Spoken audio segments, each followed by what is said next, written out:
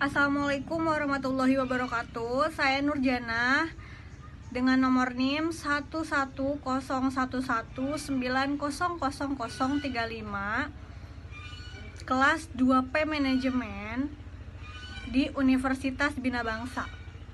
Di sini saya akan memenuhi tugas dari dosen saya, Dr. Dian Sudiantini, SPD MPD, di mata kuliah Ekonomi Makro dengan teori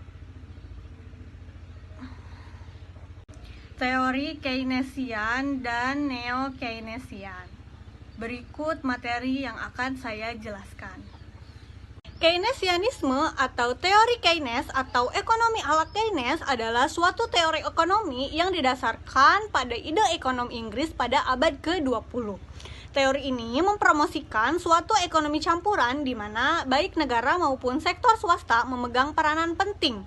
Kebangkitan ekonomi Keynesianisme menandai berakhirnya ekonomi laissez-faire, suatu teori ekonomi yang berdasarkan pada keyakinan bahwa pasar dan sektor swasta dapat berjalan sendiri tanpa campur tangan negara.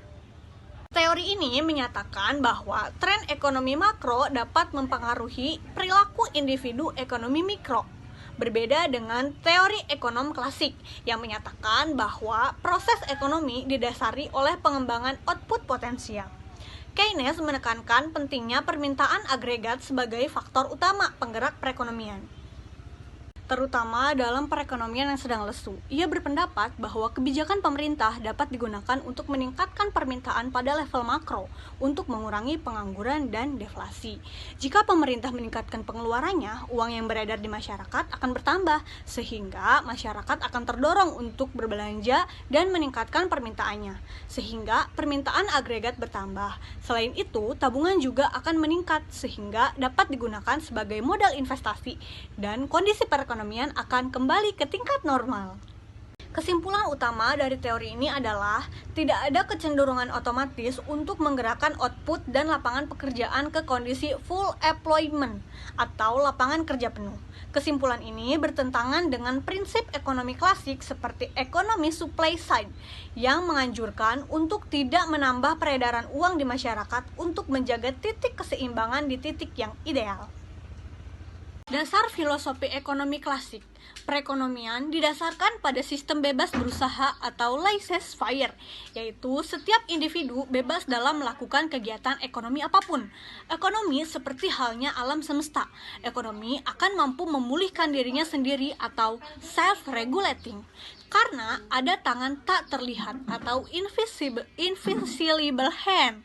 Mekanisme pasar mampu menjadi alat akumulasi sumber daya yang efisien lewat proses pertukaran.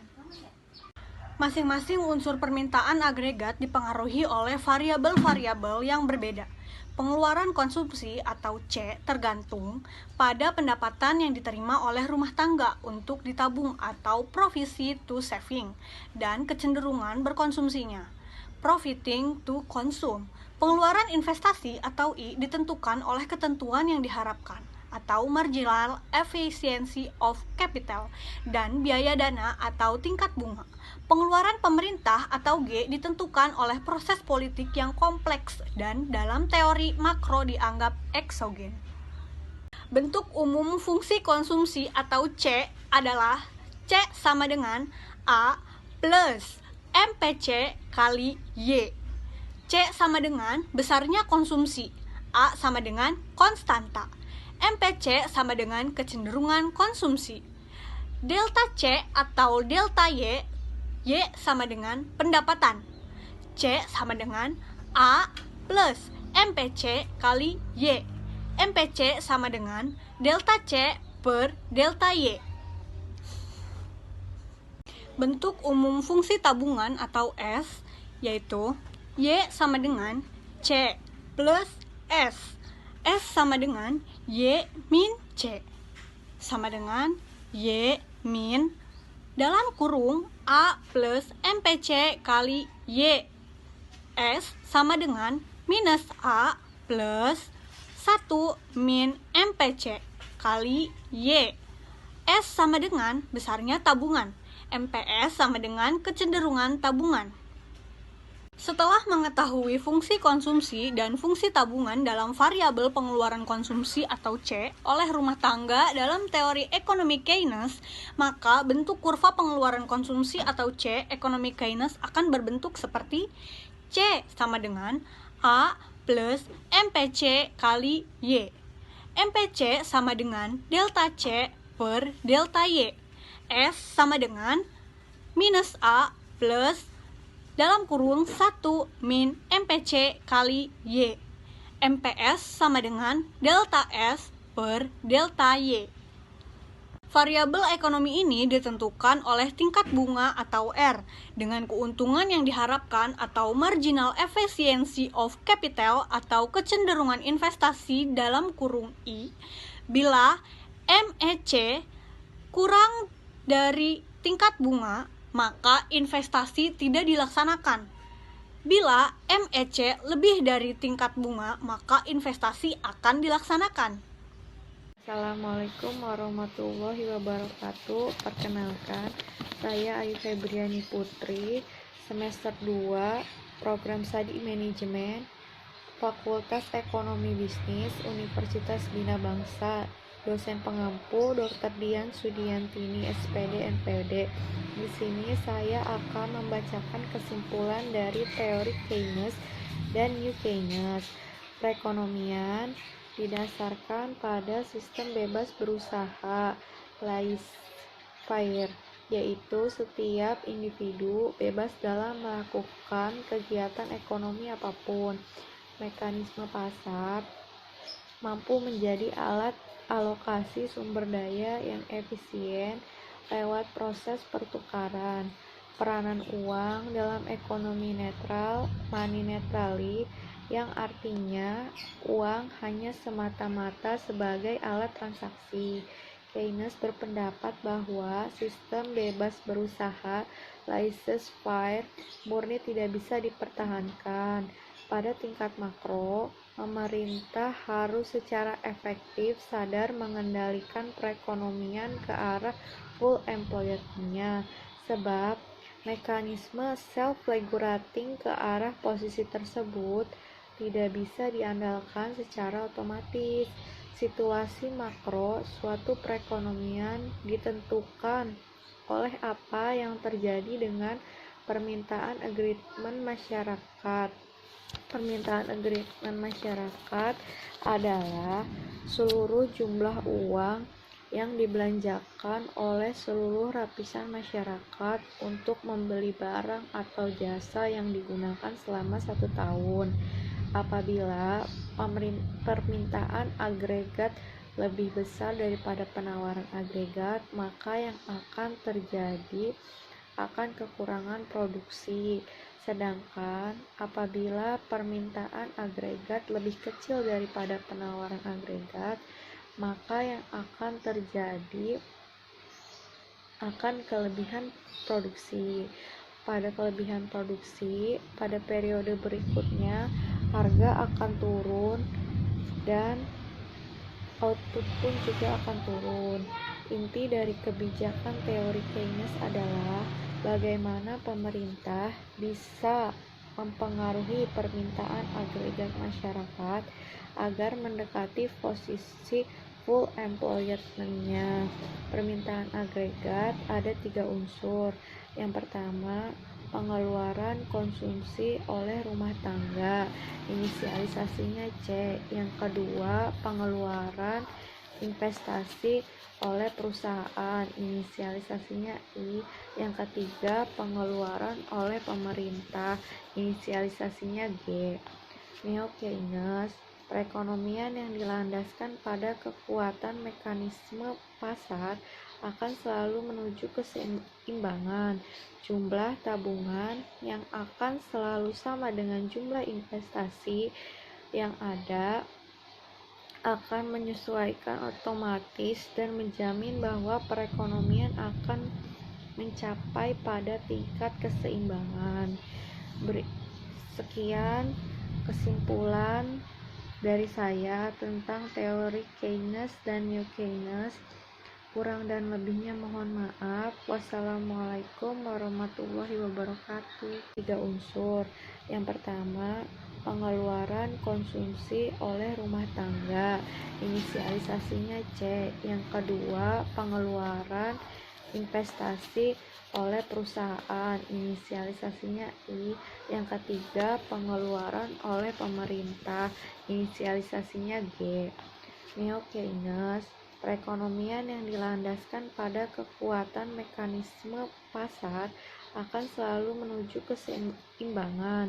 Jumlah tabungan yang akan selalu sama dengan jumlah investasi yang ada akan menyesuaikan otomatis dan menjamin bahwa perekonomian akan mencapai pada tingkat keseimbangan. Sekian kesimpulan dari saya tentang teori Keynes dan Neo-Keynes. Kurang dan lebihnya mohon maaf. Wassalamualaikum warahmatullahi wabarakatuh. Assalamualaikum warahmatullahi wabarakatuh. Saya Vita Maulana dari kelompok 3. Saya akan menyimpulkan tentang teori Keynes dan teori Neo-Keynes. Dalam teori Keynes, Keynes berpendapat bahwa sistem bebas berusaha atau laissez-faire murni tidak bisa dipertahankan. Pada tingkat makro, pemerintah harus secara aktif dan sadar mengendalikan perekonomian ke arah full employment, sebab mekanisme self-regulation atau otomatis ke arah posisi tersebut tidak bisa diandalkan secara otomatis. Apabila pemerintah agregat melebihi penawaran agregat atau output yang dihasilkan dalam periode tersebut, maka akan terjadi kekurangan produksi. Dan apabila permintaan agregat lebih kecil penawaran agregat, maka akan terjadi kelebihan produksi. Teori ekonomi Keynes. Inti dari ekonomi Keynes adalah bagaimana pemerintah bisa mempengaruhi permintaan agregat, dengan demikian bisa mempengaruhi situasi makro. Permintaan agregat terdiri dari 3 unsur, yaitu 1. Pengeluaran ekonomi rumah tangga atau pengeluaran konsumsi oleh rumah tangga atau C. 2. Pengeluaran investasi oleh perusahaan atau I.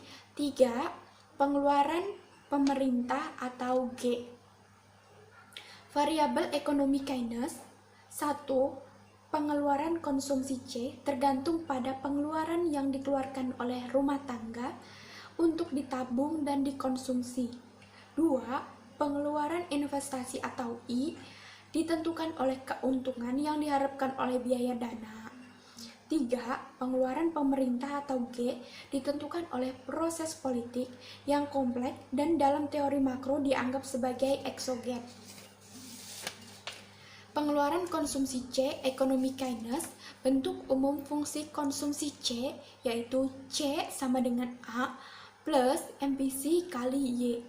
Pengeluaran konsumsi S, bentuk umum fungsi konsumsi S, yaitu S sama dengan min A plus dalam kurung 1 min MPC kali Y. Pengeluaran investasi atau I, variabel ini ditentukan oleh tingkat bunga atau R, dan keuntungan yang diharapkan atau marginal efficiency of capital atau kecenderungan investasi atau I. Bila MIC lebih kecil tingkat bunga, maka investasi tidak bisa dilaksanakan. Dan sebaliknya, apabila MIC lebih besar tingkat bunga, maka investasi dapat dilaksanakan. Koefisien pengganda atau multiplier Keynes. Pengganda atau multiplier adalah angka pengganda dari suatu variabel untuk menghasilkan besarnya perubahan variabel pendapatan nasional atau permintaan agregat. Bentuk umum fungsi yaitu delta Z sama dengan 1/1 min MPC dikali delta I. Karena 0 lebih kecil dari MPC dan lebih kecil dari 1, maka 1/1 min MPC lebih besar dari 1. Jadi delta I akhirnya mengakibatkan delta Z lebih besar dari delta I. Teori Neo-Keynes, aliran Keynes muncul akibat adanya depresi besar tahun 1930 di mana Keynes mengkritik pemerintahan kaum klasik perekonomian yang dilandaskan pada kekuatan mekanisme pasar akan selalu menuju keseimbangan. Jumlah tabungan akan selalu sama dengan jumlah investasi dan mekanisme penyesuaian otomatis yang menjamin bahwa perekonomian akan mencapai keseimbangan pada tingkat penggunaan kerja penuh atau full employment. Pemikiran-pemikiran klasik tersebutlah yang dikritik oleh Keynes. Terima kasih. Wassalamualaikum warahmatullahi wabarakatuh. Assalamualaikum warahmatullahi wabarakatuh. Saya Ginanjar Kusuma Fajar dari kelompok 3 kelas 2P Manajemen Fakultas Ekonomi dan Bisnis atau kuliah Ekonomi Makro. Saya akan coba menjelaskan mengenai ekonomi Neo-Keynesian dan New Keynesian. Aliran Keynes muncul akibat adanya depresi besar tahun 1930, di mana Keynes mengkritik pemikiran kaum klasik. Perekonomian yang dilandaskan pada kekuatan mekanisme pasar dan selalu menuju keseimbangan, jumlah tabungan akan selalu sama dengan jumlah investasi, dan ada mekanisme penyesuaian otomatis yang menjamin bahwa perekonomian akan mencapai keseimbangan pada tingkat penggunaan kerja penuh. Pemikiran-pemikiran klasik tersebutlah yang dikritik oleh Keynes. Ada pula fluktuasi ekonomi.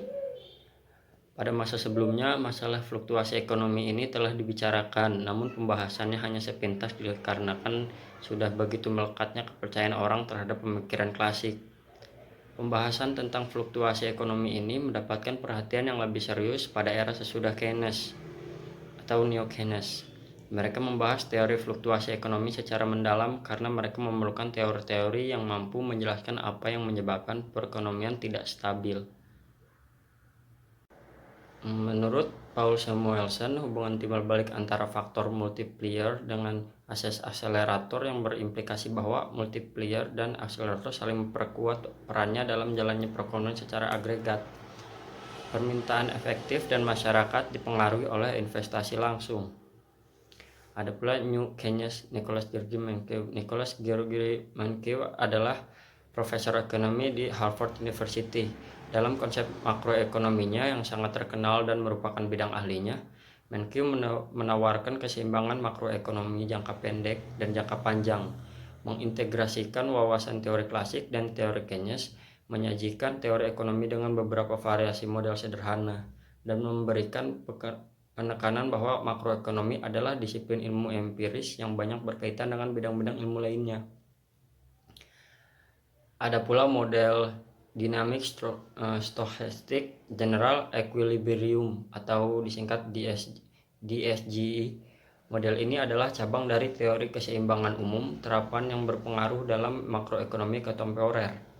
Metodologi DSGE berupaya menjelaskan fenomena ekonomi agregat seperti pertumbuhan ekonomi, siklus bisnis, dan dampak kebijakan moneter dalam fisikal. Mungkin hanya itu yang bisa saya sampaikan, kurang lebihnya mohon maaf. Assalamualaikum warahmatullahi wabarakatuh.